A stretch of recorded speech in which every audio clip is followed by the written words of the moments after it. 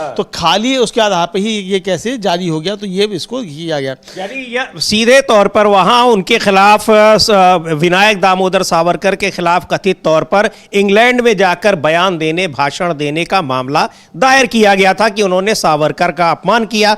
उसके पक्ष में उनके भाषण की जो क्लिप दिखाई गई, यानी जो जिस सीडी में उनकी क्लिप थी, उस सीडी को जब पेश किया गया अदालत के सामने तो उसमें कुछ था ही नहीं। यानी जो आप आरोप लगा रहे हैं उस आरोप के पक्ष में बताने के लिए आपके पास कुछ है ही नहीं, केवल हवा में सारी चीजें हो रही हैं और रोज वो अखबारों में खबर बन रही है कि मानहानि का केस चल रहा है। हाँ, यही मामला है। यही मामला है। और खाली सीडी जब हुई तो उसके बाद जो सावरकर के वकील थे कोल्हटकर, उन्होंने अदालत से कहा कि यूट्यूब पर उपलब्ध भाषण को सीधे देखने की अनुमति दी जाए। राहुल गांधी की तरफ से जो वकील पेश हुए मिलिंद दत्तात्रेय पवार, उन्होंने इसका कड़ा विरोध किया और कहा कि ऑनलाइन कंटेंट अपने आप में प्रमाणित नहीं होता है। इस पर मजिस्ट्रेट अमोल शिंदे जो थे, उन्होंने इस आपत्ति को स्वीकार करते हुए कहा कि यूआरएल को भारतीय साक्ष्य अधिनियम की धारा 65B के अनुरूप प्रमाण पत्र प्राप्त नहीं है, इसलिए सबूत के रूप में स्वीकार नहीं है। धारा 25B के तहत किसी भी इलेक्ट्रॉनिक रिकॉर्ड को अदालत में सबूत के रूप में मान्य कराने के लिए प्रमाणीकरण प्रमाण पत्र जरूरी होता है। इसके बाद जो MP MLA कोर्ट है, उसने सत्य की सावरकर द्वारा जो याचिका थी उसको भी नामंजूर कर दिया, जिसमें उन्होंने एक अतिरिक्त सीडी चलाने का अनुरोध किया था। अदालत ने स्पष्ट किया कि रिकॉर्ड में ऐसी कोई सीडी मौजूद नहीं है, जो रिकॉर्ड पे वही सीडी चलेगी, जो रिकॉर्ड में नहीं है वो नहीं चलेगी, साफ तौर पर कर दिया गया। कुल मिलाकर जो 14 नवंबर को सत्य की मुख्य चर्चा के दौरान सबूत की मतलब की गई थी, जो सीडी पेश की गई थी, वो सीडी खाली निकली और खाली सीडी के आधार पर ही मुकदमा कायम कर दिया गया, उस पर समन भी इशू हो गए। ये जो मामला आया है, तो ये किस तरीके से षड्यंत्र राहुल गांधी के खिलाफ चल रहे हैं, ये सामने आया समीर। यानी अमलेंदु जी, अगर देखा जाए तो सीडी को अदालत के सामने पेश करने से पहले उसको देखा भी नहीं गया कि वो क्या किया जा रहा है। और इस पर मुझे लगता है कि अगर अदालत को ये लगेगा कि किस तरह से मजाक बनाया गया उस पूरे केस का, तो ये केस दायर करने वालों के खिलाफ भी एक केस बन सकता है। लेकिन इससे एक बात साबित होती है कि किस तरह से हल्के फुल्के मामलों में राहुल गांधी के खिलाफ देश की तमाम अदालतों में केस फाइल कर दिए जाते हैं और फिर उनमें सम्मन जारी किया जाता है। और अदालतों का समय कितना जाया होता है, यह देखने वाली बात। बिल्कुल, अदालतों का समय जाया होता है और अदालतों का ही समय जाया नहीं होता है। इन फर्जी मुकदमों की वजह से जो वास्तव में न्याय पाने के लिए जाता है उसका कितना नुकसान होता है। तो यानी भारतीय जनता पार्टी और उससे जुड़े लोग जो है किस तरीके से अपने राजनीतिक स्वार्थों को पूरा करने के लिए अदालतों का दुरुपयोग कर रहे हैं, ये भी इस मामले से साबित होता है समीर जी। बिल्कुल, ये सारी चीजें ये इससे साबित होती हैं कि किस तरह से उनके खिलाफ केस तमाम जगहों पर दायर किए जा रहे हैं और उन केस में गंभीरता कितनी है, ये इस बात से साफ साबित हो जाती है कि जो आरोप है और उस आरोप के पक्ष में जो वहां पर पेश किए जा रहे हैं प्रमाण, वो प्रमाण ही खोखले हैं। यानी वो सीडी, उसमें कुछ है ही नहीं, ब्लैंक सीडी ले जाकर दिखाया जा रहा है अदालत के सामने। खैर, इधर जो बड़ी खबर आज आ रही है वो आ रही है कर्नाटक में बेंगलुरु से, जहां मुख्यमंत्री सिद्धारमैया और उप मुख्यमंत्री DK शिवकुमार एक साथ मिले। DK शिवकुमार सिद्धारमैया के घर गए और ये महत्वपूर्ण इसलिए है चूंकि मुख्यमंत्री और उप मुख्यमंत्री का मिलना कोई बहुत एक कह लीजिए कि दुर्लभ बात नहीं है, लेकिन ये इस चर्चा का विषय इसलिए है कि पिछले कई दिनों से दोनों के बीच मतभेद की खबरें आ रही थी। DK शिवकुमार को बागी बताने की कोशिशें की जा रही थी और कर्नाटक की सरकार को खतरे में बताया जा रहा था, वहां पर कांग्रेस पार्टी की जो सरकार है। विजुअल्स पहले देखते हैं जब DK शिवकुमार और सिद्धारमैया मिले सिद्धारमैया के घर पर। मुख्यमंत्री हैं सिद्धारमैया और DK शिवकुमार उनके डिप्टी CM हैं। उसके बाद उन दोनों लोगों ने क्या कुछ कहा, मीडिया से भी बातचीत की। पहले देखते हैं कि किस तरीके से सिद्धारमैया के घर पहुंचे हैं DK शिवकुमार। पिछले कई दिनों से अमलेंदु जी ये कवायद चल रही है कि दोनों के बीच में किस तरीके से मतभेद है। विधायक अगर आकर दिल्ली में नेताओं से मिल रहे हैं तो बताया जा रहा है कि ये किसी गुट के विधायक हैं। हाँ बिल्कुल, ये असल में ये पूरा प्रोपेगेंडा जो था वो भारतीय जनता पार्टी और मीडिया ने मिलकर तैयार किया था और भारतीय जनता पार्टी और मीडिया के इस प्रोपेगेंडा की एक तरीके से कहा जाए कांग्रेस ने आज हवा निकाल दी, उसको ध्वस्त कर दिया। और जिस तरीके से वहाँ मैनेजमेंट किया गया, DK शिवकुमार जो थे वो मिलने के लिए पहुँचे सिद्धारमैया के घर, सिद्धारमैया से मुलाकात हुई, दोनों ने साथ साथ भोजन किया। ये साथ में देखिए विजुअल है, ये वहाँ का चित्र आया है, साथ साथ कर रहे हैं। नाश्ता करने के बाद फिर दोनों ने ज्वाइंट प्रेस कॉन्फ्रेंस भी की और सिद्धारमैया और DK शिव कुमार दोनों ने सारे सवालों के जवाब दिए और कहा कि भाई यहाँ आप लोग जो चला रहे थे ये सब कुछ नहीं है। और हाई कमान हमारा जो है उसने हमसे कहा था कि भाई आप बैठक कीजिए, तो हम बैठक कर रहे हैं। तो ये आप लोगों की वजह से हमको बैठक करनी पड़ रही है, वरना बीच में कुछ भी चीजें नहीं है। और बिल्कुल कहा DK शिव कुमार ने कि हम 2028 में होने वाले चुनाव पर चर्चा कर रहे हैं इस समय जब हम मिलने के लिए आए हैं। सुनते हैं पहले सिद्धारमैया को, सुनते हैं क्या कहा उन्होंने इस मुलाकात के बाद, इस बैठक के बाद, और उसके बाद फिर सुनेंगे DK शिव कुमार क्या कह रहे हैं। लेकिन ये सारी चीजें ये दिखा रही हैं कि किस तरह से वहां पर दोनों के बीच मतभेद की खबरें उड़ाई जा रही हैं। और ये खबरें कहां से आई और इसका जो स्रोत है वो ये है कि 2.5 साल की सरकार बनाने का समझौता हुआ था कि 2.5 साल मुख्यमंत्री रहेंगे सिद्धारमैया, 2.5 साल रहेंगे DK शिव कुमार। लेकिन अमलेंदु जी, कहीं इस समझौते की कोई आधिकारिक रूप से न तो कांग्रेस पार्टी ने कभी चर्चा की और ना ही इन दोनों नेताओं ने, पर यह भी मीडिया का एक तरीके से इंजीनियर्ड पूरा एक कह लीजिए कि नैरेटिव है जिसको कहा कि 2.5 साल का। कभी किसी ने नहीं कहा कि 2.5 साल का कोई समझौता हुआ है या नहीं हुआ है, और ऐसे समझौते होते भी नहीं है। होते भी नहीं है। जी हाँ, कि साहब 2.5 साल ऐसा रहेगा, मोदी जी कर लेंगे समझौता कि 2.5 साल मोदी जी प्रधानमंत्री रहेंगे और 2.5 साल नीतीश कुमार रहेंगे जी। तो क्या यहाँ भी हुआ, दिल्ली में भी ऐसा हुई समझौता? या ऐसा हुआ है कि 2.5 साल मोदी जी रहेंगे और सवा साल चंद्रबाबू नायडू और नीतीश कुमार प्रधानमंत्री रहेंगे? जी, हो सकता है यहाँ भी ऐसा कुछ हुआ हो। इस पर तो कोई मीडिया चर्चा नहीं करता कि ऐसा भी समझौता हुआ है। खबरें तो ऐसी भी आ रही हैं कि NDA में समझौता हुआ है कि 2.5 साल जो है मोदी जी प्रधानमंत्री रहेंगे और 2.5 साल नीतीश कुमार और चंद्रबाबू नायडू रहेंगे। अब करो इसका खंडन, कौन करेगा इसका खंडन? तो इसी तरह की खबरें होती हैं। हाँ बिल्कुल। तो जैसे ये खबर ऐसी ये थी 2.5 साल सूत्रों के हवाले से आती है, लेकिन उन सूत्रों को कैसे खारिज किया, पहले सुनते हैं मुख्यमंत्री कर्नाटक के जो सिद्धारमैया हैं वो क्या कह रहे हैं DK शिव कुमार से मिलने के बाद। Unity will continue, sir. The unity will continue. We are together, myself and the President of the KPCC and Deputy Chief Minister, Mr. DK Shiv Kumar and myself are single. We are you are united. You are united and there is no differences between DK Shiv Kumar and myself. ನೀವಿಬ್ರು ಯಾವುದೇ ರೀತಿ ಭಿನ್ನಾಭಿಪ್ರಾಯ ಎಲ್ಲ ಒಟ್ಟಾಗಿ ಹೋಗ್ತೀವಿ ಅಂತ ಒಪ್ಕೊಂಡಿದ್ದಾರೆ sir. ಇದೇ ರೀತಿ ಶಾಸಕರುಗಳು ಮತ್ತೆ ಸಚಿವರುಗಳು ಕೂಡ तो क्या सिद्धारमैया पूरी तरह से उन अटकलों को खारिज कर रहे हैं और ये कि यहाँ पर कोई मतभेद नहीं है DK शिव कुमार के साथ, वो उनके डिप्टी CM है और नेता हैं, कांग्रेस के बड़े नेता हैं। पर इसको लेकर पिछले कई दिनों से ये चीज़ें अब जारी, ये खबरें लगातार चल रही थी मीडिया में भी, सोशल मीडिया में भी, और बार बार DK शिव कुमार इस बात को खारिज कर रहे थे। सिद्धारमैया से भी जब कहा गया तो उन्होंने भी इनको खारिज किया, सिरे से खारिज किया।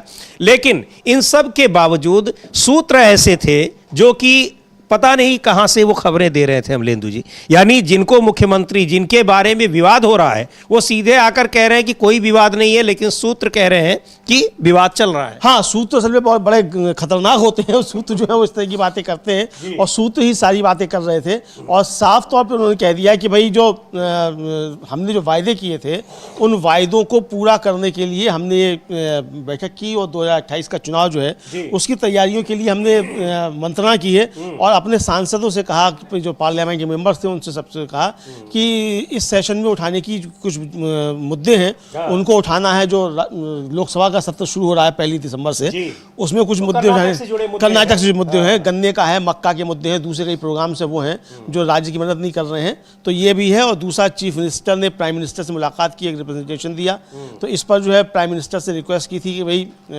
आप जो है राज्य की मदद कीजिए जो आप नहीं दे रहे हैं। तो इसलिए जो है हमने इन सारे मसलों पर बातचीत तो सुन लेते हैं क्या कहा से मुलाकात के बाद DK शिव कुमार ने, क्या कहा, क्या मुद्दे क्या हैं मिलने के लिए और क्या कुछ चल रहा है सरकार में, उसके बारे में भी उन्होंने स्पष्ट किया। सुनते हैं DK शिव कुमार को। और ये सीधे सीधे उन्होंने कहा कि हमारे बीच में कोई मतभेद नहीं चल रहे हैं, सरकार बेहतर तरीके से काम कर रही है और हम ये मिलकर तय कर रहे हैं कि किन मुद्दों को उठाना है लोकसभा में राज्य से जुड़े हुए। और अपने सांसदों से भी हमने कहा है कि वो किसी भी तरह से पार्लियामेंट में जो उनको समय मिल रहा है वो समय वेस्ट ना होने पाए, खराब ना होने पाए। हालांकि अब ये चीज़ें तो सोचने की बात है सरकार को कि पार्लियामेंट में किस तरह से वहाँ पर संसद का जो समय है वो कैसे उसका इस्तेमाल हो, सदुपयोग हो, वेस्ट ना होने पाए। लेकिन राजनीतिक दलों का यही कहना है, डीके शिव कुमार यही कह रहे हैं और अपने सांसदों को भी यही मैसेज दे रहे हैं। सुन लेते हैं क्या कहा डीके शिव कुमार ने।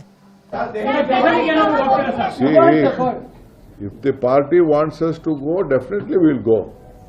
But have some issues. Nanu Siddaramayanuru matadidivi. We both have spoken. There are major issues which the parliament members has to take up in this session, because they are not supporting us either on the sugarcane or on Mekkejoda, whatever is there, maize issue and various other program. Whatever they had promised, they are not committing to help the state, which we are bound to get the support from the central government. Other day, the Honorable Chief Minister met the Prime Minister also, has given a representation. Yesterday, Mr. Dinesh also has requested the Prime Minister on this issue. So we are going to ask our parliament members, don't waste your time. You are not helping the state government. You will have to go collectively. If you are interested in the interest of state, let us all join to go. And I could see that many of the central ministers were telling that we will be a part of the delegation. I will go. Fortunately, justice has been flown from the seat of justice. As far as Mekkejoda is concerned, we are very proud that we have got a good verdict and the ball lies with the central government now. The CWA has to give a decision on that issue. So we are planning to submit a detailed project report, revise the project report.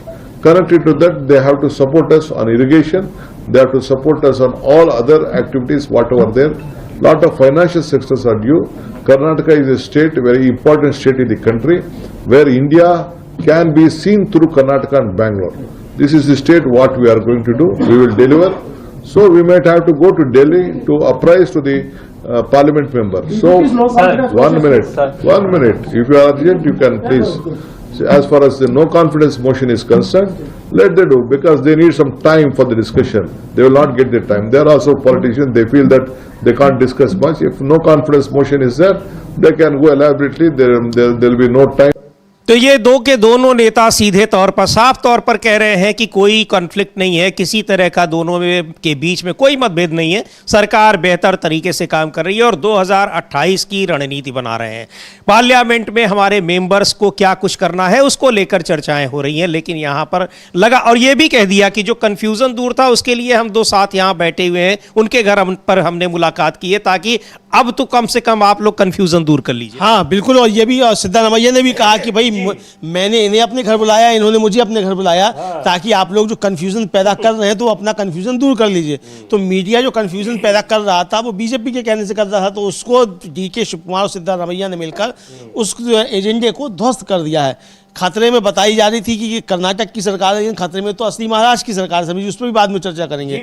लेकिन जिस तरीके से इन दोनों लोगों ने बैठक की और बैठक करके साफ तौर पर उन्होंने कहा कि ये किस तरीके से मीडिया कर रहा था, इसको लेकर शिवसेना यूबीटी की सांसद है प्रियंका चतुर्वेदी, राज्यसभा की सदस्य हैं, उन्होंने भी कहा कि ये मसला था नहीं, लेकिन इसको मीडिया बना रहा था और भाजपा के इशारे पर बना रहा था। उसको भी हम लोग सुन सकते हैं कि प्रियंका चतुर्वेदी ने क्या कहा। बिल्कुल, शिवसेना की सांसद प्रियंका चतुर्वेदी क्या कह रही हैं कर्नाटक के मुद्दे पर, वहां जो सरकार के भीतर संकट की बात की जा रही थी उसको लेकर, जिसको खारिज कर दिया आज सिद्धारमैया और डीके शिव कुमार ने मुलाकात करके, और स्पष्ट किया कि ये मुलाकात हो रही है, इसका मतलब है कि हमारे बीच में किसी तरह का कोई भी जो संघर्ष है वो नहीं है। सुनते हैं प्रियंका चतुर्वेदी को।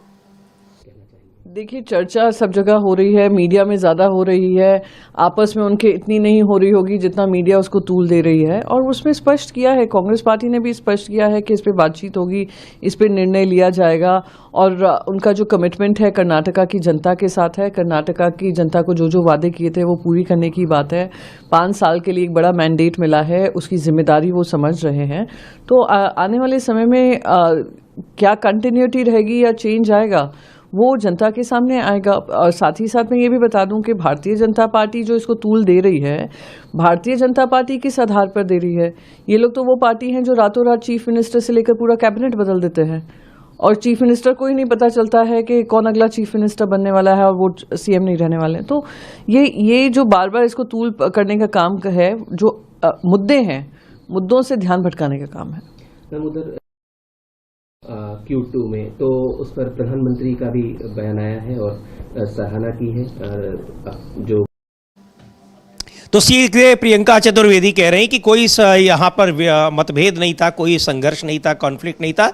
किस तरीके से उसको मीडिया ने पेश किया है और जिसको आज पूरी तरह से दोनों नेताओं ने खारिज कर दिया है, यानी मुख्यमंत्री ने भी और उप मुख्यमंत्री DK शिव कुमार ने भी। लेकिन ये अभी भी ऐसा लगता नहीं कि ये खारिज इस पर चर्चा समाप्त हो जाएगी, चलती रहेगी, क्योंकि चर्चा जिस वजह से चलाई जा रही है वो वजह लगातार उसको बनाए रखना है और इसके पीछे एक बड़ा नैरेटिव काम कर रहा है। पर स्पष्ट कर दिया है दोनों नेताओं ने कि यहाँ कुछ भी नहीं है, सरकार बेहतर तरीके से चल रही है और 2028 तक चलेगी। 2028 के चुनाव की तैयारियां की जा रही हैं। हाँ, 2028 के चुनाव की तैयारियां की जा रही हैं, ये साफ तौर पर कह दिया दोनों ने, और एकदम साफ मतलब ये स्पष्ट कर दिया कि कहीं कोई गड़बड़ नहीं है और जो भी की जा रही है वो आप अपनी तरफ से कर रहे हैं। ये साफ तौर पे एक तरीके से दोनों की तरफ से समीर जी कह दिया गया। इसको लेकर जो KC वेणुगोपाल हैं, कांग्रेस के महासचिव हैं, उन्होंने भी अपनी बात रखी और उन्होंने भी साफ तौर पर कहा कि सब कुछ ठीक है और ये सब मीडिया के द्वारा बनाया गया। तो KC वेणुगोपाल को भी हम लोग चाहें तो सुन सकते हैं। जी बिल्कुल, KC वेणुगोपाल को भी सुनते हैं, लेकिन ये आपको बता दें कि सिद्धार्थ रमैया और DK शिव कुमार ने आज बाकायदा मुलाकात की और मीडिया से भी बात की। साफ तौर पर कहा है कि क्या कुछ चल रहा है, स्पष्ट कर दिया कि यहाँ कुछ नहीं है, ये केवल और केवल मीडिया की ओर से बनाया गया एक नैरेटिव है जो कुछ आपको दिखाई पड़ रहा है, और उसी को ध्वस्त करने के लिए हम दोनों ने मुलाकात की और प्रेस से बात की है। सुनते हैं क्या कहा है KC वेणुगोपाल ने, कांग्रेस पार्टी के राष्ट्रीय महासचिव। Karnataka, what is happening, you can witness in what happening in Bangalore.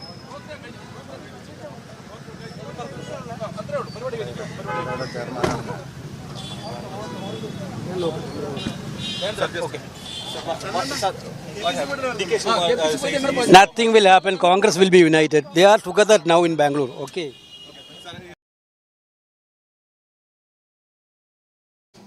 तो कहीं कोई दिक्कत नहीं है, लेकिन दिक्कत कहां पर है ये भी बताया जा रहा है और दिक्कत का कारण भी मीडिया खुद ही बता दे रहा है अवलेदु जी कि 2.5 साल सिद्धार्थ रमैया को मुख्यमंत्री रहना था और 2.5 साल रहना था DK शिव कुमार को, और दोनों नेता कह रहे हैं कि इस तरह की कोई बात नहीं है, किसी तरह का कोई विवाद नहीं है। हाँ बिल्कुल, ये दोनों बता रहे हैं कि साहब कोई विवाद नहीं है, लेकिन मीडिया बता रहा है कि विवाद है। चूंकि 2.5 साल हो गया है तो अब विवाद होना चाहिए। तो 2.5 साल से पहले ही जो था विवाद जो थी वो एक तरीके से करना शुरू हो गया, तो ये विवाद आ रहा है। लेकिन जो कांग्रेस ने इसका जो मीडिया जो मैनेजमेंट था उसकी भी हवा निकाल दी है और दोनों नेताओं को ये साफ संदेश देके कि भाई आप दोनों एक साथ मिलिए और फिर एक साथ प्रेस कॉन्फ्रेंस कीजिए। तो दोनों नाश्ते पर मिले हैं, नाश्ता साथ साथ किया है। अब थाली में क्या था ये तो हमने नहीं देखा, वो अब देखना अपना काम भी नहीं है, लेकिन वो जो विजुअल्स आए उसमें दिख रहा है कि दोनों साथ साथ नाश्ता कर रहे हैं। और उसके बाद मीडिया के सामने आकर उन्होंने अपनी बात रखी है, मीडिया के सवालों के जवाब भी दिए और फिर नो कॉन्फिडेंस मोशन को लेकर भी सवाल पूछ लिया किसी पत्रकार मित्र ने, तो उसको भी डपकते हुए DK शिव कुमार ने था कि 1 मिनट इसका कोई सवाल ही नहीं है। मतलब जो आप आशंकाएं जता रहे हैं या जो आप सोच रहे हैं कि गिर जाए सरकार, तो ऐसा कुछ नहीं होने जा रहा है। इसलिए चैन से सो और हमको भी चैन से काम करने दो। सीधी सीधी बात जो है कहा उन्होंने कि भाई हम तो बात कर रहे हैं कि 2028 की रणनीति कैसे बननी है, पार्लियामेंट में हमारे मेंबर्स राज्य के हितों के लिए कौन से सवाल उठाएंगे, क्या जरूरी है। और यहां आप बता रहे हैं कि यहां सरकार जाने वाली है, पूर्ण बहुमत की जो सरकार है उसको आप गिराने पर लगे हुए। तो इस तरह का पूरा उन्होंने जवाब दिया दोनों नेताओं ने, सिद्धार्थ रमैया ने भी और DK शिव कुमार ने। हाँ, दोनों ने एक साथ जवाब दिया और सिद्धार्थ रमैया ने भी स्पष्ट तौर पर कहा कि कुछ भाई हमने इनको बुलाया, इन्होंने हमें बुलाया, अब हम इनके घर जाएंगे। तो अभी ये पहुंचे हैं सिद्धार्थ रमैया के, जाहिर सी बात है कि चीफ मिनिस्टर के घर पहले जाया जाएगा। अब चीफ मिनिस्टर उनके यहाँ चले जाएंगे, डिप्टी चीफ मिनिस्टर के यहाँ। तो वहाँ सरकार में सब ठीक ठाक है और मीडिया का जो बनाया हुआ तुआर है वो किसी काम आने वाला नहीं है। कहा भी अमलेंदु जी उन्होंने कि हम यहाँ ये सब मिलना और ये उनके घर आना, ये सारी चीजें इसलिए हो रही ताकि आपका सारा संदेह दूर हो जाए, यानी जो मीडिया का जो कह रहे हैं कांग्रेस के नेता कि ये मीडिया का बनाया हुआ। प्रियंका चतुर्वेदी भी कह रही हैं शिवसेना की नेता कि ये पूरा का पूरा जो नैरेटिव था वो मीडिया ने बनाया हुआ था। और ये जो 2.5 साल का नैरेटिव है ये भी मीडिया का ही बनाया हुआ है, क्योंकि वही मीडिया कह रहा है कि 2.5 साल के लिए सिद्धार्थ रमैया को कहा गया था, 2.5 साल के लिए कहाँ कौन सा समझौता हुआ था, पार्टी ने उसकी जानकारी नहीं दी है। कांग्रेस पार्टी की कर्नाटक की क्या ही कोई जानकारी नहीं दी है, इन दोनों नेताओं ने नहीं दी है, लेकिन मीडिया को ये सारी जानकारी है उनके पास। हाँ, लेकिन मीडिया इस बात की चर्चा नहीं कर चल रहा समीर जी, जो कि खबरें चल रही हैं कि केंद्र में भी जो है एनडीए में समझौता इसी तरीके का हुआ था कि 2.5 साल नरेंद्र मोदी प्रधानमंत्री रहेंगे और सवा साल चंद्रबाबू नायडू और नीतीश कुमार रहेंगे। और ये चर्चाएं तो ये भी है कि इसीलिए नरेंद्र मोदी वो एनडीए के नेता चुने गए हैं, बीजेपी संसदीय दल के नेता अभी तक नहीं चुने गए हैं। तो ये चूंकि समझौता एनडीए में हुआ है तो इसलिए बीजेपी का इससे क्या लेना, मतलब बीजेपी संसदीय दल का क्या लेना देना, तो इसलिए अभी तक नहीं चुने गए हैं, ताकि 2.5 साल बाद आसानी से मोदी जी ट्रांसफर कर देंगे। अब वो परिस्थितियां ऐसी बन सकती हैं कि पहले ही ट्रांसफर करना पड़ गया मोदी जी को, वो अलग बात है, लेकिन चर्चाएं तो अब ये भी शुरू हो गई हैं। जब कर्नाटक में चर्चा शुरू हो सकती है 2.5 साल के बाद जो मुख्यमंत्री बदला जाएगा, तो दिल्ली में चर्चा क्यों नहीं होगी? साल भर हो गया, मोदी जी बदला जाए, पूर्ण बहुमत की सरकार है यहाँ। हाँ, यहाँ तो बहुमत भी नहीं है, बैसाखी में टिके हुए, तो हो सकता है कि चंद्रबाबू नायडू नीतीश कुमार दबाव बना रहे हो कि भाई अब सवा साल हमको रहने दो, उसके बाद फिर तुम बाकी बचा हुआ कर लेना सवा साल अपना पूरा, अब पहले सवा साल हमको दो। हो सकता है ऐसा भी चल रहा हो, कुछ चर्चाएं हैं तो सूत्रों के हवाले से ही तो चर्चाएं। जब अनुमान ही लगाना है और वहां पर तो कैसे जब अनुमान लगाना तो लंबाई लगाया जाए। जी हाँ, बिल्कुल, अनुमान कुछ भी लगाया जा सकता है, ये बिल्कुल सही आप कह रहे हैं अमलेंदु जी। और चूंकि कहीं कोई लिखित समझौता उसका अगर नहीं है तो उसके बारे में आप कैसे कह सकते हैं कि उस समझौते के आधार पर दोनों लड़ रहे हैं, दोनों के बीच मतभेद है और दोनों के बीच भयानक संघर्ष चल रहा है। कैसा संघर्ष चल रहा है? दोनों नेता साथ मिल रहे हैं, कैबिनेट की बैठक हो रही है। और यहां महाराष्ट्र की अगर बात की जाए अमलेंदु जी, तो वहां कैबिनेट की बैठक में एनसीपी और शिवसेना के नेताओं ने जाना छोड़ दिया है और मुख्यमंत्री देवेंद्र फडणवीस शिवसेना के जो उनका या वहां पर महायुति का घटक दल है उसके कैबिनेट मंत्री के खिलाफ जांच के आदेश दे रहे हैं। अजीत पवार के बेटे किस तरीके से बड़े जमीन घोटाले में फंसे हुए हैं, सरकारी जमीन की खरीद फरोख्त में, यानी वहां महायुति के जो घटक दल है, एनडीए के घटक दल है, उनके बीच क्या कुछ चल रहा है, ये इसको लेकर इतनी चर्चा नहीं हो रही है। हाँ, इसको लेकर बिल्कुल चर्चा नहीं हो रही है, जबकि सबसे ज्यादा घमासान जो है वो महाराष्ट्र में मचा हुआ है। और चर्चा तो ये भी है कि महाराष्ट्र में घमासान जो है देवेंद्र फडणवीस और अमित शाह के बीच भी मचा हुआ है, क्योंकि शिंदे जो है वो अमित शाह के आदमी समझे जा रहे हैं और देवेंद्र फडणवीस अब सीधे सीधे शिंदे के लोगों के ऊपर कार्रवाई कर रहे हैं अमित शाह को ये बताने के लिए कि मैं ताकतवर हूं। तो ये झगड़ा तो वहां असली मचा हुआ है बीजेपी के अंदर कि वहां देवेंद्र फडणवीस और अमित शाह के बीच झगड़ा है, तो इसलिए शिंदे के लोगों के ऊपर कार्रवाई की जा रही है। और चर्चा ये है कि शिंदे दिल्ली आए तो अमित शाह से आकर मिले तो शिकायत की थी कि फडणवीस जो है वो हमारे नेताओं को तोड़ रहे हैं। ये चर्चाएं भी हैं। उनके तो बहुत करीबी मंत्री हैं अमलेंदु जी, संजय सिरसाट, उनके खिलाफ जांच का आदेश उनके खिलाफ जांच का आदेश दे दिया। एक जो कथित जमीन घोटाला है, सीआईडी सीओ लैंड स्कैम जो कहलाता है सिडको, उसके मामले में उच्च स्तरीय जांच के आदेश जो है वो दे दिए हैं देवेंद्र फडणवीस ने। और ये संजय सिरसाट जो हैं ये सामाजिक न्याय मंत्री हैं और एकनाथ शिंदे के बहुत करीबी माने जाते हैं। और जो मामला है जिसमें उनके खिलाफ जांच बैठाई गई है तो उसमें है कि नवी मुंबई में सिडको के अध्यक्ष रहते हुए नियमों का उल्लंघन करके एक विवादित भूखंड लगभग 4500 करोड़ रुपए मूल्य का था वो एक निजी परिवार को आवंटित कर दिया उन्होंने, उनके ऊपर ये आरोप है। इसकी जांच जो है उसके लिए कराने के लिए देवेंद्र फडणवीस ने इन आरोपों की जांच कराने के लिए एक समिति गठित कर दी है।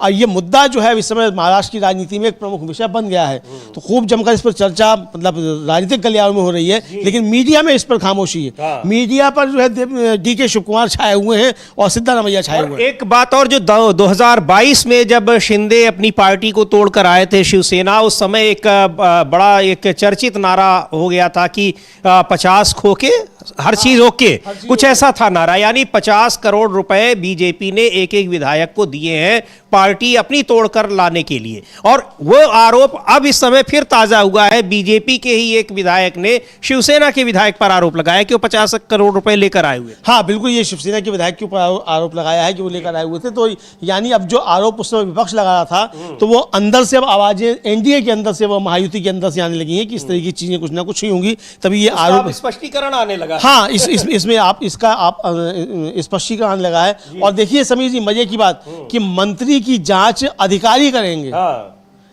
ये अपमान करने वाली और बात जो है कि मतलब केंद्र में जो कैबिनेट का मंत्री है उसके खिलाफ जांच जो है वो अधिकारी करेंगे। और इसकी जांच के लिए एक उच्च स्तरीय 6 सदस्यीय समिति जो गठित की गई है उसके प्रमुख जो हैं वो कोंकण के संभागीय आयुक्त हैं। और समिति के सदस्यों में जो है वो थाने के मुख्य वन संरक्षक, रामगढ़ के जिला कलेक्टर, सिडको के संयुक्त प्रबंध निदेशक और थाने व रायगढ़ के मुख्य भूमि और सर्वेक्षण अधिकारी शामिल हैं। भाई, जिसका चेयरमैन रहते हुए, जिस संस्था का रहते हुए ये आदेश दिए थे जिस पे आरोप है, तो उसी संस्था का प्रबंध निदेशक जो है वो भी संयुक्त प्रबंध निदेशक भी नहीं, वो जांच करेगा। यानी कि वो अपने को बचाने के लिए संजय सिरसाट को फंसाएगा। ये देखिए अमलेंदु जी कि अगर मंत्री के खिलाफ जांच हो रही है तो आप पहले उसको बर्खास्त करिए। आप मुख्यमंत्री हैं, आपके प्रसाद पर्यंत वो है, आप उसको पहले बर्खास्त करिए, तब उसके खिलाफ जांच करिए। लेकिन ये आप नहीं कर सकते हैं क्योंकि आपकी एक झटके में फिर सरकार भी चली जाएगी। हाँ, तो यही चूंकि सरकार भी अभी आपकी उनके ऊपर टिकी हुई है और अभी आप तोड़ पाने की स्थिति में नहीं है। हालांकि अमित शाह तो कह रहे हैं कि अब हमें किसी की बैसाखी की जरूरत नहीं है, हम अपनी सरकार बना सकते हैं जी। तो लेकिन वो अपनी सरकार बना कह सकते हैं। जो देवेंद्र फडणवीस का नाम आने में और मुख्यमंत्री का नाम घोषित होने में समय लगा, वो भी इसलिए लगा कि चूंकि अमित शाह ने जो था वो अंगद का पांव अड़ा दिया था एकनाथ शिंदे के जरिए, तो इसलिए मतलब मजबूर हुए और काफ़ी दिन बाद जो है वो देवेंद्र फडणवीस का नाम जो था आ पाया। तो अब देवेंद्र फडणवीस जो ये कहा यह जा रहा है कि देवेंद्र फडणवीस अब अपने उस अपमान का बदला शिंदे के लोगों के ऊपर इस तरह की कार्रवाई करके लेना चाहते हैं अमित शाह से, कि शिंदे को बहुत प्रेशर दे रहे थे, अब देखो मैं इसके लोगों को कैसे ठीक करता हूँ। तो ये लड़ाई अमित शाह और देवेंद्र फडणवीस के बीच भी हो रही है, इस तरह की चर्चाएं भी चल रही हैं। जी बिल्कुल। तो महाराष्ट्र में इस समय महायुति सरकार में जबरदस्त घमासान चल रहा है। कैसे वहां अपनी सहयोगी पार्टी के ही विधायक और मंत्री, कैबिनेट मंत्री के खिलाफ मुख्यमंत्री जांच के आदेश दे रहे हैं, लेकिन उनको हटा नहीं पा रहे हैं क्योंकि उनकी विवशता है। पर अगर भ्रष्टाचार का मामला है, आप उनके खिलाफ जांच दे रहे हैं, उसी विभाग का अधिकारी उसकी जांच करेगा। पर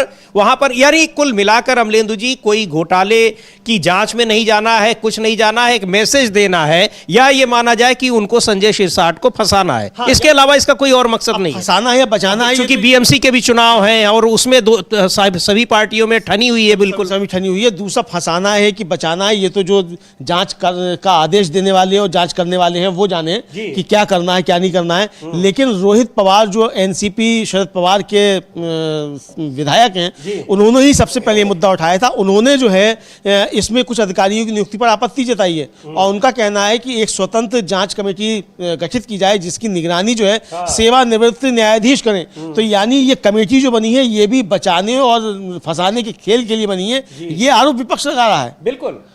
तो ये अब उसी विभाग का अधिकारी जांच करेगा तो फिर वो किस तरह की जांच करेगा अपने आप समझ में आता है। हाँ बिल्कुल, ये जिसमें फंसा हुआ है, जिस विभाग के भ्रष्टाचार का मामला बताया जा रहा है, जिस पे जांच हो रही है, उसी विभाग का एक संयुक्त प्रबंध निदेशक जो है वो उसकी अगर जांच में शामिल होगा तो कैसे सही जांच होगी। पहले तो उस विभाग से कोई होना ही नहीं चाहिए, उस मंत्री को बर्खास्त किया जाना चाहिए। बिल्कुल। तो जांच तो तभी हो पाएगी। तो रोहित पवार यही सवाल उठा रहे हैं। बिल्कुल, वहां पर कि उसकी जांच एक स्वतंत्र, एक सेवानिवृत्त न्यायाधीश की अध्यक्षता में उसकी जांच हो, क्योंकि अगर उसी विभाग का एक अधिकारी जांच करेगा तो उससे आप निष्पक्ष जांच की उम्मीद नहीं कर सकते हैं। और कहा भी ये जा रहा है कि इस जांच के पीछे कोई वास्तविक चीज ले आना नहीं है, बल्कि यहां पर राजनीतिक विद्वेष अपना दिखाना है और एक मैसेज देना है अपने सहयोगी दलों को कि क्या कर सकते हैं मुख्यमंत्री। पर जो कुछ भी है, भ्रष्टाचार को लेकर कोई ऐसा नहीं है कि गंभीर है, क्योंकि यहां पर जब उनके साथ आ रहे हैं सहयोगी दल तब वो भ्रष्टाचारी नहीं है,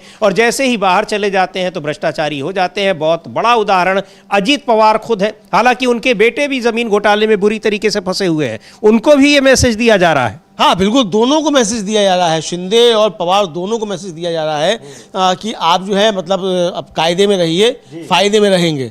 ये जो है वो एक तरीके से ये मैसेज देने की कोशिश जो की जा रही है कि देखिए ये दोनों के खिलाफ एक तरीके से जांच जो है वो कर दी गई है, एनसीपी के नेताओं के खिलाफ भी और एकनाथ शिंदे की जो शिवसेना है उसके नेताओं के खिलाफ भी। तो अब शिकंजा जो है वो कसा जा रहा है अपने सहयोगियों के खिलाफ महाराष्ट्र में, ये एक तरीके से देखा जा रहा है। समीर तो इस महाराष्ट्र में इस समय महायुति सरकार की स्थिति बड़ी डामाडोल है। वहां आपस में जबरदस्त टकराव है, बीजेपी शिवसेना यानी एकनाथ शिंदे के गुट वाली जो शिवसेना है और अजीत पवार के नेतृत्व वाली एनसीपी। तो क्या कुछ होता है वो देखना बड़ा दिलचस्प होगा। लेकिन अभी जो कुछ चीजें चल रही हैं वो आपको बताया हमने कि कैसे एक दूसरे के खिलाफ यहां पर बयानबाजियां हो रही है। कुछ एक बड़े दिलचस्प बयान भी आए अमलेंदु जी। एकनाथ शिंदे ने कहा है कि अहंकार तो रावण का भी नहीं चला, और जवाब में देवेंद्र फडणवीस कह रहे हैं कि हम राम के अनुयायी हैं और रावण के अनुयायी नहीं हैं। मतलब एक दूसरे को अहंकार देख लेने की धमकी, ये सारी चीजें बिल्कुल सतह पर दिखाई पड़ रही हैं। हाँ बिल्कुल, एकदम सतह पर दिखाई पड़ रही हैं और एक तरह से कहा जाए कि बिल्कुल मतलब जो अंदर का संघर्ष है वो अब सामने आ रहा है एक दूसरे के खिलाफ बयानबाजी देकर। बयानबाजी करके भी और इस तरीके की कार्रवाई करके भी। अब हो सकता है कि शिंदे भी जो है कुछ जांच बैठा दे, भाई अपने विभाग की बैठा सकते हैं, उसमें बीजेपी का कोई नेता फंस जाए, ऐसा भी हो सकता है। अजित पवार भी ऐसा कर सकते हैं, तो ये कुल मिलाकर कर सकते हैं, तो ये काफी ज्यादा संकट की स्थिति पैदा हो सकती है महाराष्ट्र में। एक चीज और भी है अमलेंदु जी की एकनाथ शिंदे के खिलाफ बहुत कठोर कार्रवाई इसलिए भी नहीं हो पा रही है, तो उनकी मदद से सरकार चल रही है, अपनी जगह बात है, लेकिन यह भी है कि जिस तरह से महाराष्ट्र में वोट चोरी और चुनावी प्रक्रिया को एक हाईजैक करने की जो कोशिशों के आरोप लगे थे, उनकी बहुत सारी जो मतलब पूरी कुंडली जो है वो एकनाथ शिंदे के पास है, क्योंकि उस समय वही मुख्यमंत्री थे, प्रशासन उनके हाथ में था, जो कुछ भी वहां हो रहा था उस सारी चीजों के वो एक प्रत्यक्षदर्शी हैं। तो अगर वो कुंडली एकनाथ शिंदे खोल देंगे तो बहुत कुछ चीजें सामने आ जाएंगी, सामने आ ही रही हैं, लेकिन अगर एकनाथ शिंदे भी उसमें समर्थन उसका करने लगेंगे, बताने लगेंगे, तब तो फिर ये बहुत बड़ी दिक्कत हो जाएगी। हाँ, बिल्कुल दिक्कत हो जाएगी। और ये एक तरीके से कहा जाए कि इसके खिलाफ तो पहले भी अजित पवार भी आवाज उठा चुके हैं। जी हाँ। तो ये सामने चीजें आ सकती हैं। तो और इधर जो है जो चर्चाएं हैं समीर जी, वो चर्चाएं होती हैं, उनके कोई सिर पैर नहीं होते, लेकिन चर्चा ये भी है कि एकनाथ शिंदे को समझाया जा रहा है कि अगर तुम ये समझते हो कि तुम्हारी लाड़की बहना योजना की वजह से सरकार बन गई, तो ऐसा नहीं है। ये सरकार तो राजीव कुमार ज्ञानेश कुमार ने मिलकर बनवाई थी, तो सरकार उनकी वजह से, तुम्हारी वजह से नहीं बनी है, तो ऐसा मत समझो, गलतफहमी मत रहो। तो ये भी समझाने की कोशिश की जा रही है, लेकिन जितना ये समझाया जा रहा है तो ये खतरा भी है कि एकनाथ शिंदे बहुत सारी पोल पट्टी ना खोल दें। जी हाँ। तो ये भी हो सकता है। तो ये सब चर्चाएं हैं एक तरीके से, तो ये चर्चाएं क्या चल रही हैं, लेकिन इन चर्चाओं के बीच में एक बात स्पष्ट है कि महाराष्ट्र में महायुति में सब कुछ ठीक ठाक नहीं है, कुछ ना कुछ तो गड़बड़ है दया। जी बिल्कुल, कुछ ना कुछ तो गड़बड़ है और बहुत कुछ है, क्योंकि ये आपस में ही जिस तरह से सिर पिटौल की स्थिति दिखाई पड़ रही है वो बहुत कुछ संकेत दे रहा है। और ये सारी चीजें ऐसा नहीं कि अंदरूनी तरीके से हो रही हैं, ये बिल्कुल धरातल पर हो रही हैं, स्पष्ट रूप से हो रही हैं और आधिकारिक रूप से हो रही हैं। जांच बैठा देना अपने ही मंत्री के खिलाफ, जो कि दूसरी पार्टी का यानी गठबंधन के सहयोगी दल का नेता है, उसके खिलाफ, ये सब चीजें बहुत कुछ कह रही हैं। और इधर SIR को लेकर और वोट चोरी को लेकर मामला लगातार गहराता चला जा रहा है और इसका विस्तार भी होता जा रहा है। और अब ये बीजू जनता दल, ओडिशा में बीजू जनता दल के नेता हैं प्रसन्न आचार्य, वो भी सीधे तौर पर कह रहे हैं कि SIR के जरिए कैसे वोटों को, विरोधी वोटों को खत्म करने की, उनको काटने की साजिश की जा रही है। सुनते हैं एक बार प्रसन्न आचार्य को क्या कह रहे हैं। See, so far as I understand, there has been number of defects in the SIR, but the Election Commission is not prepared to listen to any objection, and many valid voters have been deleted from the voter list on the pretext of SIR. So many political parties, what happened in Bihar and what is happening in other states, we apprehend that will happen in Odisha also. As you know, West Bengal government has raised serious objection to the SIR.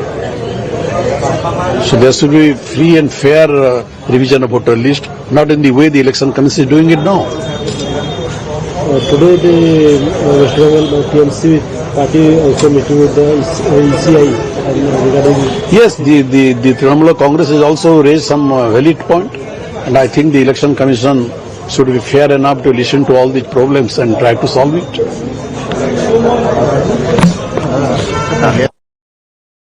तो ये प्रसन्न आचार्य हैं, बीजू जनता दल के नेता हैं, कभी NDA के भी सहयोगी रहे और एनडीए के सहयोगी रहते रहते यानी बीजेपी के सहयोगी रहते रहते उन्होंने अपनी पार्टी भी गंवाई, सरकार भी गंवाई और वहाँ बीजेपी चली आई, बिल्कुल उसी तरीके से जैसे तमाम दूसरे राज्यों में किया है। और जहाँ सहयोगी दल, क्षेत्रीय पार्टियाँ बची हैं, वहाँ अभी उसका प्रयास जारी है।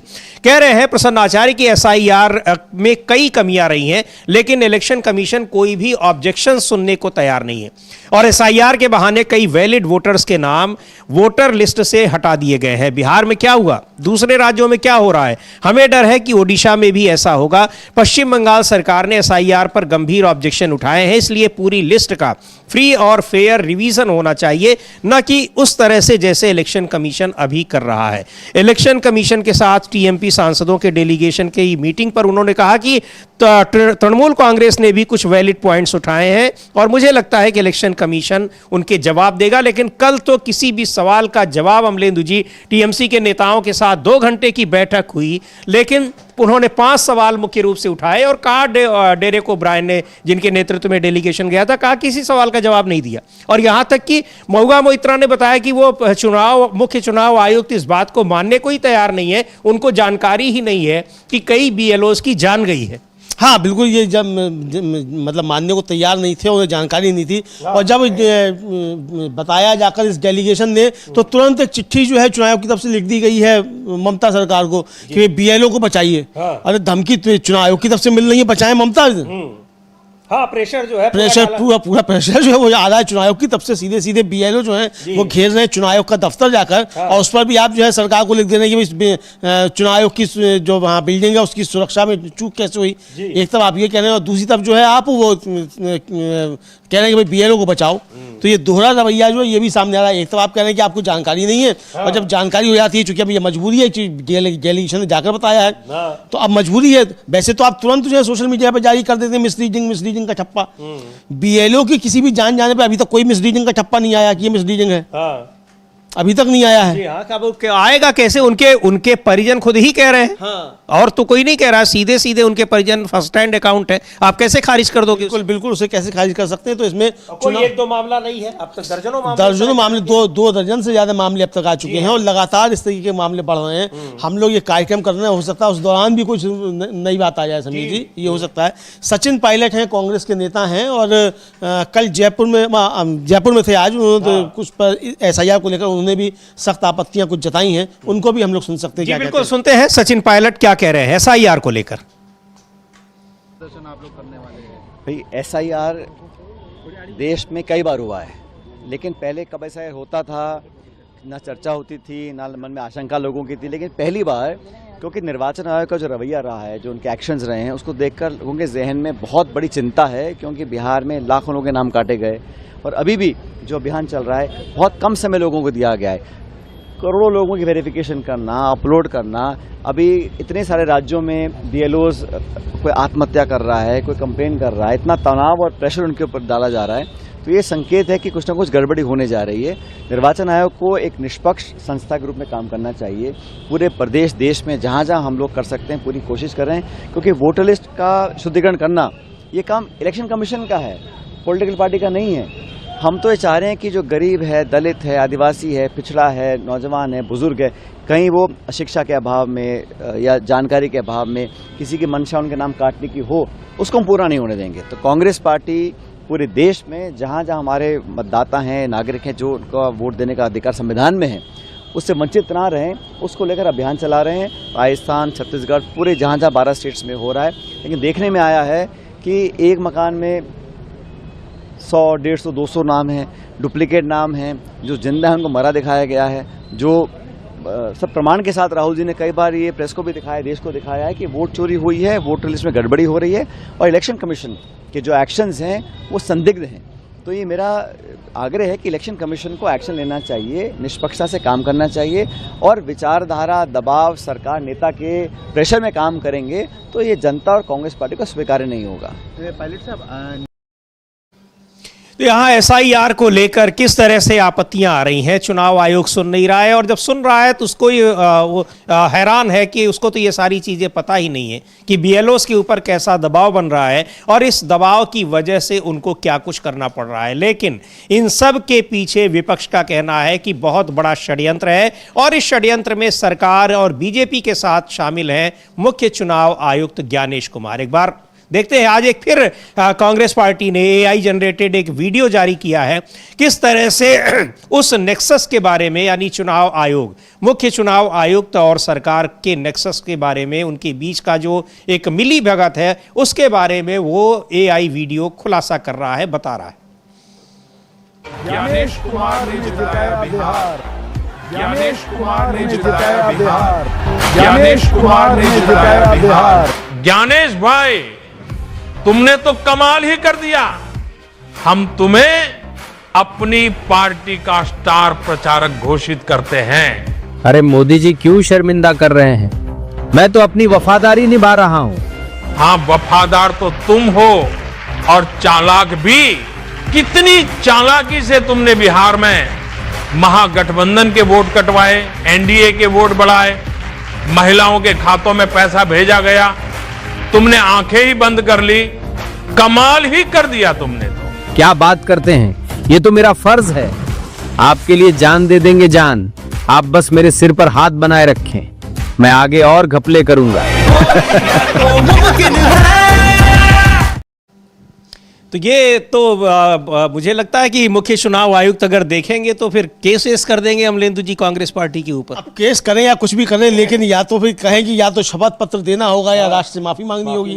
अब चाहे तो कांग्रेस से कहें कि शपथ पत्र दे दो या माफी मांगो, या फिर ज्ञानेश कुमार जी शपथ पत्र दें या माफी मांगे, या तो शपथ पत्र देकर कहें कि इसमें गलत बात कही गई है इस वीडियो में, शपथ पत्र दें, या फिर माफी मांगे राष्ट्र से।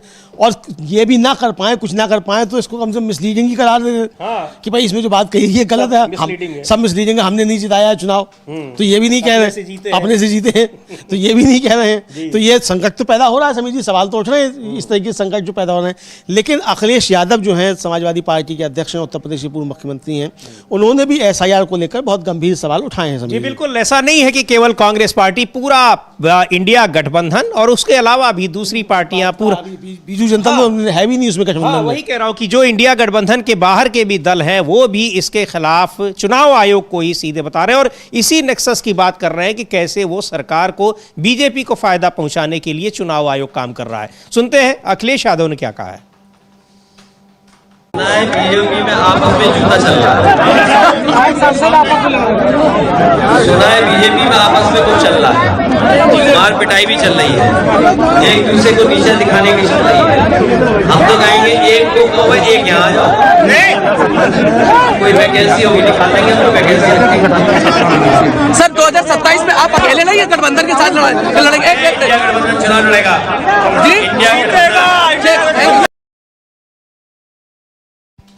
तो SIR को लेकर लगातार आवाज उठा रहे हैं सभी विपक्षी दल और इंडिया गठबंधन के बाहर के भी जो दल हैं, यानी बीजेपी के अलावा जो दल हैं। यहां तक कि जब बिहार में चुनाव हो रहा था, SIR को लेकर JDU के कई नेताओं ने उसके खिलाफ आवाज उठाई कि SIR जो हो रहा है वो एक साजिश है। बहुत सारी चीजें हैं। और इसी तरीके से लखनऊ में समाजवादी पार्टी के दफ्तर के बाहर जिस तरह से कांग्रेस पार्टी ने AI जनरेटेड एक वीडियो जारी किया है, वहां भी पोस्टर लगे हुए हैं, वो भी देखना बड़ा दिलचस्प होगा। और कैसे ये पूरा का पूरा इस साजिश में मुख्य चुनाव आयुक्त को शामिल बताया जा रहा है और पूरी की पूरी पूरा श्रेय उन्हीं को दिया जा रहा है। अमलेंदु जी, उन पोस्टर्स को भी देखते हैं जो समाजवादी पार्टी के दफ्तर के बाहर लखनऊ में लगे हुए हैं। जी बिल्कुल, वो समाज पार्टी के दफ्तर के बाहर लगे हैं और उसमें भी ये बताया जा रहा है कि SIR के बहाने जो है वो दलितों और पिछड़ों और वंचितों, अल्पसंख्यकों के वोट काटे जा रहे हैं। ये साफ तौर पर निशाना लगाया जा रहा है और ये साफ तौर पर आरोप जो है पूरा विपक्ष जगह जगह समीर जी लगा रहा है, जगह जगह। अमलेंदु जी, एक BLO के परिजनों ने, जिसकी जान चली गई लखनऊ, वहां पर UP में, उसने साफ तौर पर कहा कि पिछड़ी जातियों के और तमाम लोगों के वोट काटने का दबाव बनाया जा रहा था। बिल्कुल, यही वोट काटने का दबाव बनाया जा रहा था, ये साफ तौर पर। और जितने भी BLOs की आ रही हैं, ये इसी तरीके की खबरें आ रही हैं कि इसी तरीके के दबाव जो हैं वो डाले जा रहे हैं। तो अब ये जाहिर सी बात है कि दबाव कौन डाल रहा है? ये दबाव जो है चुनाव की तरफ से डाले जा रहे होंगे, तभी तो इस तरह की बातें आ रही हैं। और अगर नहीं आ रही तो चुनाव गंभीर क्यों नहीं है? समाजवादी पार्टी ने भी मांग की है और विपक्षी दलों ने भी मांग की है कि जो जिन BLOs की जान गई है उनको 1-1 करोड़ रुपया उनके परिजनों को मुआवजा दिया जाए। जी बिल्कुल, यहाँ पर तो जो RSS से जुड़ा संगठन है, शैक्षिक संगठन, हम लोगों ने परसों चर्चा भी की थी, उसने किस तरह से सवाल उठाए कि कितना वहाँ दबाव। ये है जो पोस्टर ये वहाँ पर आज लगा हुआ है कि बीजेपी सरकार के हर बड़े फैसले की कीमत जनता ने अपनी जान देकर चुकाई। नोटबंदी, अव्यवस्था की मार, कई मासूम जाने बैंकों की लाइनों में खत्म हो गई। नंबर 2, काला किसान कानून, अन्नदाताओं को दर्द। और आंदोलन के दौरान 700 से ज्यादा किसानों की शहादत, लेकिन सरकार का दिल नहीं पसीजा। कोविड के दौरान शून्य तैयारियों के बीच अचानक लॉकडाउन, हजारों लोगों की मौत का जिम्मेदार कौन? लॉकडाउन से उपजे पलायन के दौरान फैली भूख, बेबसी और निराशा से कई लोगों ने अपनी जान गंवाई। नंबर 4, SIR चुनाव ड्यूटी, कर्मचारियों की मजबूरी, काम के दबाव में 10 से ज्यादा BLO कर्मियों की जान चली गई। ये वहाँ के आंकड़े हैं और देश भर में बहुत सारे आंकड़े। ये सिर्फ आंकड़े नहीं, हर एक संख्या के पीछे एक परिवार का उजड़ना है। ये और कुछ अखबारों की कटिंग्स वगैरह को लगाकर ये पोस्टर जारी किया गया है लखनऊ में समाजवादी पार्टी के बाहर। और इसको लेकर, SIR को लेकर देश भर में, खासकर उन 12 राज्यों में जहां इसकी घोषणा की गई है, उस पर जबरदस्त विरोध हो रहा है, जगह जगह प्रदर्शन हो रहे हैं और परसों से यानी सोमवार से जब संसद का सत्र, शीतकालीन सत्र शुरू होगा, तब भी इस पर जबरदस्त विरोध की संभावना दिख रही है विपक्ष की ओर से। सत्ता पक्ष यानी सरकार उसको कैसे संभालती है, उस पर कोई चर्चा कराती है नहीं कराती है, ये देखना बड़ा दिलचस्प होगा। लेकिन सरकार के ऊपर दबाव बहुत जबरदस्त है, इसे लेकर अमलेंदु जी। हाँ बिल्कुल, सरकार के ऊपर दबाव इसको लेकर काफी ज्यादा है और सरकार मतलब घिरी हुई दिखाई पड़ रही है। और सीधे सीधे मतलब जो आरोप लग रहे हैं विपक्ष की तरफ से, तो सीधे सीधे ये लग रहे हैं कि जो इस तरह की घटनाएं हो रही हैं इनके पीछे नरेंद्र मोदी और ज्ञानेश कुमार हैं। ये आरोप जो है विपक्ष साफ तौर पर लगा रहा है। कांग्रेस ने तो खैर कई वीडियो इस तरीके के जारी किए हैं, बाकी विपक्ष भी इसी